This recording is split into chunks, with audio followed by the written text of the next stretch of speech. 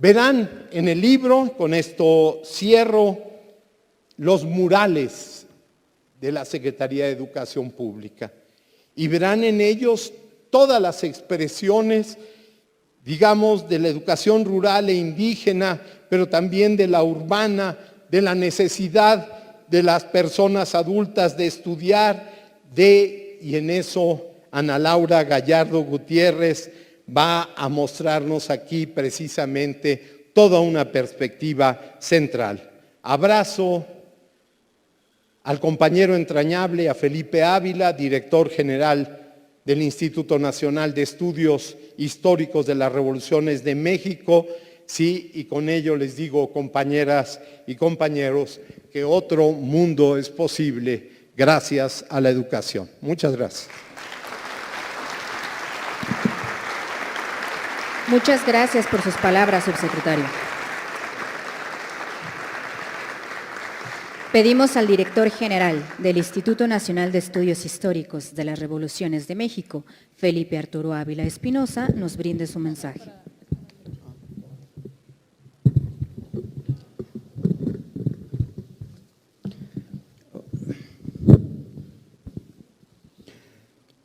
Muy buenos días a todas y a todos. Hoy es un día de fiesta. Estamos celebrando en este espléndido escenario que nos platicó tan emotivamente mi querida secretaria Alejandra Frausto, la Casa del Pueblo de México, Los Pinos. Me da muchísimo gusto estar en esta ceremonia con mis queridas y admiradas secretaria Alejandra Frausto, secretaria Leticia Ramírez, maestra Delfina, gobernadora electa, mi muy gran amigo Luciano, compañero de muchas aventuras durante este gobierno. Me agrada mucho también compartir este espacio con Ana Laura Gallardo, con todas y todos ustedes que están aquí con nosotros, invitadas, invitados especiales, gente que trabaja en las dos secretarías hermanas, medios de comunicación, todas y todos quienes nos siguen por las redes sociales. Es de verdad un motivo de orgullo acompañarlas y acompañarlos en esta ocasión. Nada hay más importante para el desarrollo de los pueblos que la educación. Desde la antigüedad más remota y hasta el día de hoy, si queremos tener un indicador que muestre tangiblemente el avance de los pueblos en su progreso material y espiritual, en su identidad, en el fortalecimiento de sus vínculos comunitarios, en su valoración de su pasado y su presente, en su integración social y en su proyección hacia el futuro, ¿qué mejor que una mirada a su educación, a la importancia que se concede a los procesos de enseñanza-aprendizaje, al papel que ha tenido la discusión de la educación en sus grandes momentos fundacionales, al respeto que la sociedad otorga a sus maestras y maestros,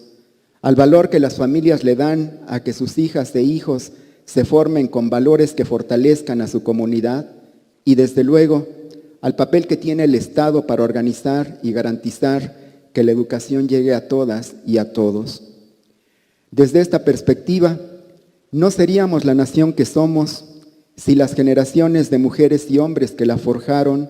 no hubieran dado una importancia central, estratégica, a la educación. Si ésta no hubiera tenido la relevancia que tuvo en las culturas prehispánicas, muchos de cuyos conocimientos y saberes han perdurado hasta nuestros días. Si en la etapa colonial no se hubiera desarrollado una importantísima labor educativa que hizo que floreciera la ciencia, las humanidades, las letras, la cultura. Y sí, ya como nación independiente, los fundadores de nuestra nación no hubieran asignado un papel central a este maravilloso binomio que representa el proceso de enseñanza-aprendizaje. Ya desde los albores de la nación que surge de la independencia, la educación fue vista como el vehículo principal para alcanzar el progreso. El Estado sustituyó a las corporaciones religiosas, particularmente a los jesuitas, para que la educación dejara de ser un bien privado y lo convirtió en un bien público, que estuviera al alcance de sectores más amplios de la sociedad, incluidas las mujeres y los indígenas. Y en el Congreso Constituyente de 1916-1917, el artículo que provocó los más intensos debates fue el tercero, que definió el carácter de la educación como laica, obligatoria, gratuita, universal, controlada y garantizada por el Estado. Al iniciarse la discusión del artículo, Francisco J. Múgica afirmó que estaban en este momento ante el momento más solemne de la revolución, pues, y cito, se trata nada menos que del porvenir de la patria, del porvenir de nuestra juventud, del porvenir de nuestra niñez, del porvenir de nuestra alma mater, que debe engendrarse en los principios netamente nacionales y en principios netamente progresistas. Fin de la cita. Y en efecto, uno de los mayores logros de la Revolución Mexicana fue establecer un sistema educativo nacional universal, basado en la educación laica, obligatoria, gratuita, científica, haciendo a un lado al clero y a la educación religiosa. El Estado asumió como su responsabilidad que la educación llegara a todas y a todos, a las niñas y niños de las ciudades y del campo, a las hijas e hijos de los campesinos, de los indígenas, de los trabajadores, de las clases medias y también de los sectores con mayores recursos económicos, sin distinción de ninguna clase. Y emprendió una tarea titánica, dejar de ser un país de analfabetas y conseguir que todas y todos supieran leer y escribir y cursaran la educación pública que el Estado ponía a su servicio mediante escuelas elementales, urbanas y rurales, diurnas y nocturnas, sabatinas, para que no solo las niñas y los niños pudieran asistir a clases, sino también sus madres y padres que trabajaban y no tenían cómo estudiar. Uno de los mayores cambios estructurales del México que surge de la Revolución está en el ámbito educativo. Este cambio fue posible gracias a la Secretaría de Educación Pública, creada por iniciativa de José Vasconcelos y hecha realidad por el trabajo y el compromiso ejemplar de miles de mujeres y de hombres, jóvenes en su mayoría, que hicieron suyo el proyecto vasconcelista y se fueron a los barrios populares, a las comunidades rurales, a las zonas indígenas, a alfabetizar, a enseñar aritmética, español, geografía, historia, ciencias, humanidades, civismo, deportes, oficios, técnicas. El proyecto de Vasconcelos, que era de una educación integral, que combinaba las ciencias con las humanidades, la educación con la cultura y el deporte, la teoría con la práctica, la formación académica con el trabajo, el proceso educativo con las necesidades productivas de las comunidades y que fomentaba el arraigo de las y los estudiantes con sus lugares de origen y que no ignoraba que para que las y los estudiantes tuvieran un buen aprovechamiento, debían, antes que nada, estar bien alimentados y no enfermarse, por lo que promovió desayunos escolares y conocimientos elementales de higiene y nutrición, y sentó con ello las bases de lo que ha sido, desde entonces y hasta ahora, un sistema educativo nacional ejemplar. Hoy tenemos un sistema universal de educación que garantiza que todas las niñas, que todos los niños, que todos los jóvenes y personas mayores puedan ir a la educación pública desde el nivel preescolar hasta el universitario de manera gratuita. Este es un cambio profundo, estructural, que a veces no reconocemos ni valoramos, pero que significa uno de los mayores logros que hemos conseguido como nación. Tenemos un sólido sistema educativo nacional del que estamos orgullosos. Un sistema que ha tenido grandes hitos en estos 100 años de historia. La creación de la Secretaría, las misiones culturales, las normales, la educación socialista, los libros de texto gratuitos, el muralismo, la creación del Politécnico Nacional, las escuelas técnicas, etcétera, etcétera, etcétera. Estos logros han sido posibles gracias a esta institución centenaria y ejemplar, la Secretaría de Educación Pública, Sin ellas, sin todas y todos quienes han trabajado en ella desde que se creó y hasta nuestros días, no tendríamos esta educación nacional que ha permitido que nuestro país avance, que produzca, que haga ciencia, tecnología, arte, deporte, que nos integre, que nos identifique, que nos una. Y no sería posible sin el esfuerzo, sin el compromiso y vocación de miles, de millones de maestras y maestros de todos los niveles educativos que son quienes nos han formado, nos han enseñado lo que sabemos, nos han permitido desarrollarnos como personas y contribuir con nuestra comunidad, con nuestro país. Desde luego, todavía tenemos carencias y problemas que no hemos resuelto. Hay todavía un fuerte rezago educativo, una desigualdad entre las regiones, entre las escuelas urbanas y las rurales e indígenas. Las escuelas multigrado, las telesecundarias, siguen con recursos muy precarios y todavía no hemos sido capaces de impedir que muchas niñas y niños, que muchas y muchos jóvenes dejen la escuela porque sus condiciones de pobreza hacen que tengan que ayudar a sus familias. Y nos hace falta superar aún la catástrofe educativa que provocó la pandemia, que hizo que aumentaran aún más estas desigualdades.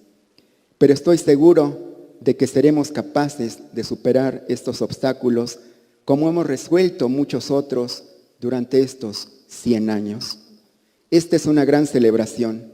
Estamos muy orgullosos de nuestra Secretaría de Educación Pública, del trabajo de las 2 mujeres que la han dirigido en estos últimos años, de nuestras maestras, de nuestros maestros, de nuestras niñas y niños, adolescentes, personas mayores, autoridades educativas, empleadas y empleados. Muchísimas gracias a todas y a todos. Muchas gracias, director. Es momento de escuchar las palabras de Ana Laura Gallardo Gutiérrez, en representación de las y los autores que participaron en el libro Secretaría de Educación Pública, 100 años. Muchas gracias. Muchas gracias por la invitación, tanto a participar en el libro como a presentar algunos de sus elementos centrales. Yo agradezco mucho estar sentada aquí con todas las personalidades que nos han permitido de alguna forma plasmar en este libro diversas perspectivas,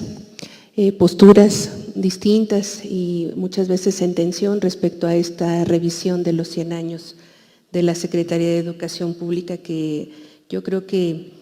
para mí es uno de los elementos más valiosos. Agradezco también al equipo de la Subsecretaría de Educación Superior el haber coordinado esta obra. Como seguramente ustedes ya se han dado cuenta en el libro, este se organiza en 6 grandes capítulos e intenta hacer una línea de tiempo sobre estos 100 años, comenzando justamente con estos debates que ya lo comentaba el doctor Ávila respecto a las bases y al debate en el Congreso Constituyente en torno al tercero constitucional. Y esas bases de alguna manera hasta hoy en día nos convocan, nos activa en el sentido justamente de repensar estos 100 años. En ese sentido, el capítulo 2 presenta elementos centrales en torno básicamente al inicio de la Secretaría y por lo tanto, o de manera consustancial a la creación del sistema educativo que ya venía desde la reforma con Benito Juárez, quien al establecer las 2 primeras grandes asignaturas nacionales, las asignaturas de Historia de México y de Civismo, pues inaugura justamente el esfuerzo nacional de este sistema. En este 2 capítulo se abordan elementos muy interesantes sobre el proyecto de creación de la Secretaría, sobre la obra misma de Vasconcelos en su relación con la misma Universidad Nacional y por supuesto con toda la empresa que significó el echar a andar un sistema como el que ahora tenemos. En el capítulo 3 se hace un pequeño énfasis, un acercamiento al muralismo en la Secretaría de Educación Pública,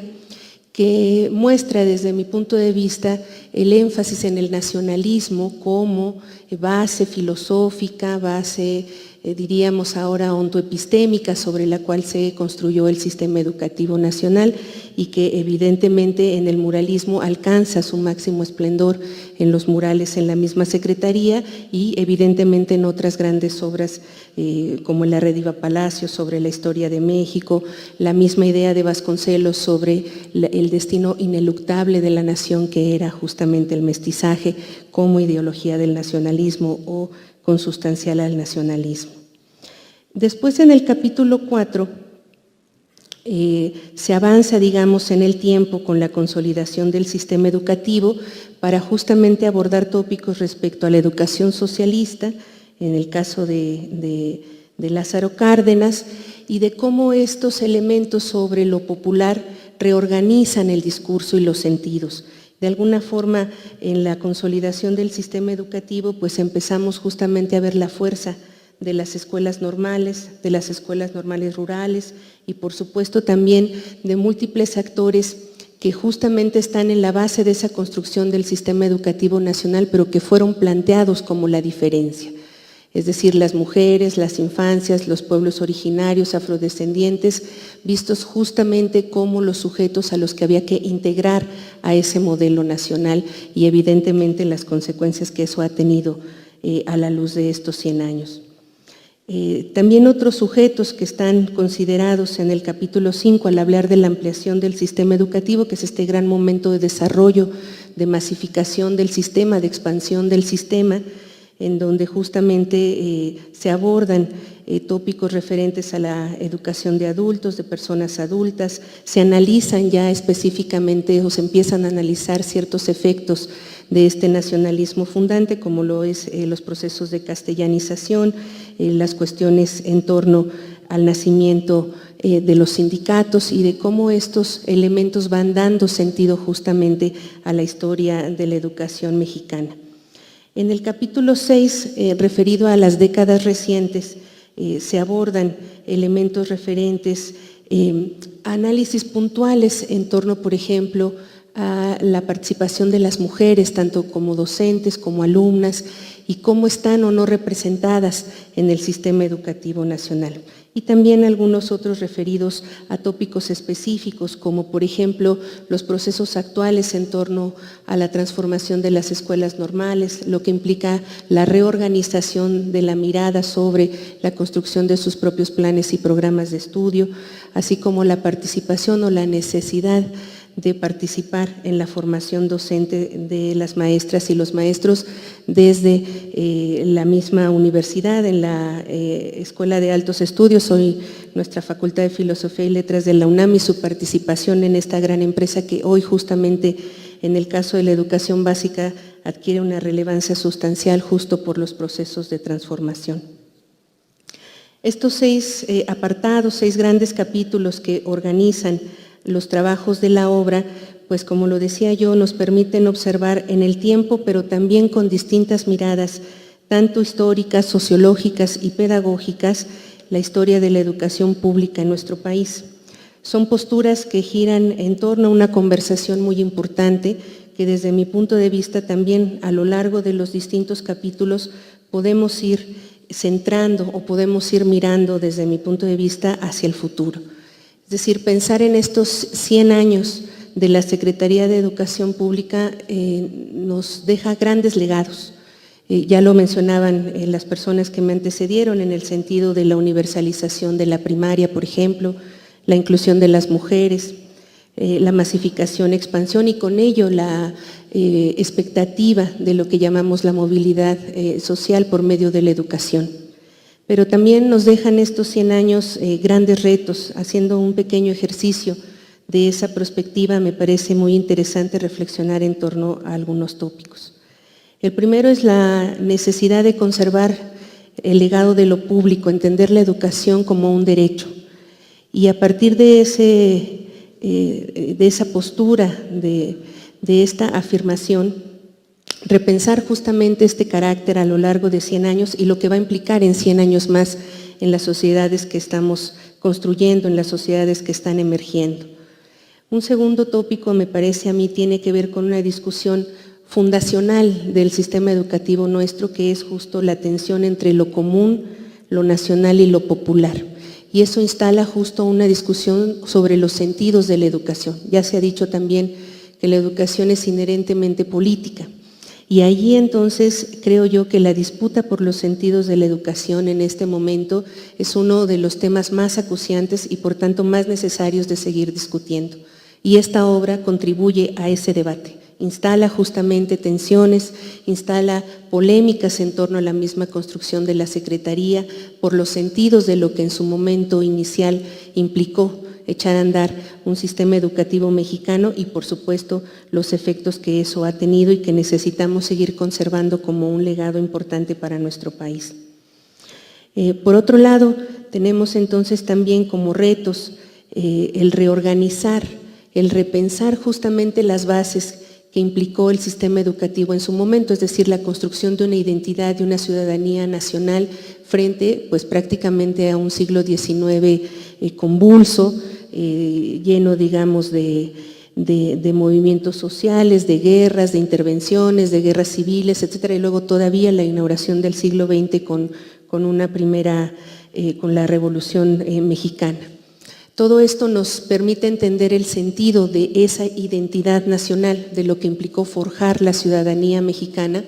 y al mismo tiempo, después de 100 años, entonces creo yo que es la pregunta que se instala ahora. ¿Cómo vamos a entender a partir de este momento, con la sociedad que tenemos, esa identidad nacional? Lo nacional, ¿quién lo define y por quién se define? ¿Con qué contenido se define eso que llamamos lo nacional? Y sobre todo si eso es igual a lo común. La construcción por lo común, entonces, en los próximos 100 años, es un debate abierto, es un debate necesario que se complementa con los debates, con la investigación, con la participación de las maestras y los maestros, con la participación de los padres de familia, con un conjunto de miradas que permitan una nueva rearticulación, un nuevo pacto en ese sentido de lo que implicarán estos siguientes 100 años y que, insisto, tendrá que partir de esta base, de este gran legado que es la educación pública mexicana, que nació como un proyecto popular, que ha debatido, que ha polemizado, que ha visto muchas veces menguados esos esfuerzos por lo popular, por lo que implica, digamos, la necesidad de reconocer y de garantizar a la educación como un derecho y no como un bien o como un privilegio. Pues entonces sigamos celebrando estos 100 años, sigamos celebrando, como bien lo decía el doctor, las posibilidades que nos ha permitido el sistema educativo y sobre todo pensemos en el futuro como una oportunidad, como aquella oportunidad que a Vasconcelos le llegó en ese momento como una coyuntura genial y que evidentemente podríamos nosotros aspirar siquiera a emular en algunos de sus elementos centrales. Pues los invitamos a leer la obra, a revisarla, a que este sea un punto de partida para debatir, para seguir conversando, para abrir nuevos canales de comunicación en torno a estos múltiples sentidos de la educación pública mexicana. Muchas gracias. No olvides suscribirte a mi canal y sígueme en mis redes sociales. Me encuentras como Balbás Academic en Twitter, en Instagram y claro, en YouTube. En Facebook me encuentras como Balbás Academic JC. Si tienes alguna idea de algún tutorial, házmelo saber en los comentarios. Y comparte este video para que llegue a más personas. Y no lo olvides, nos seguimos acompañando en este camino. Gracias.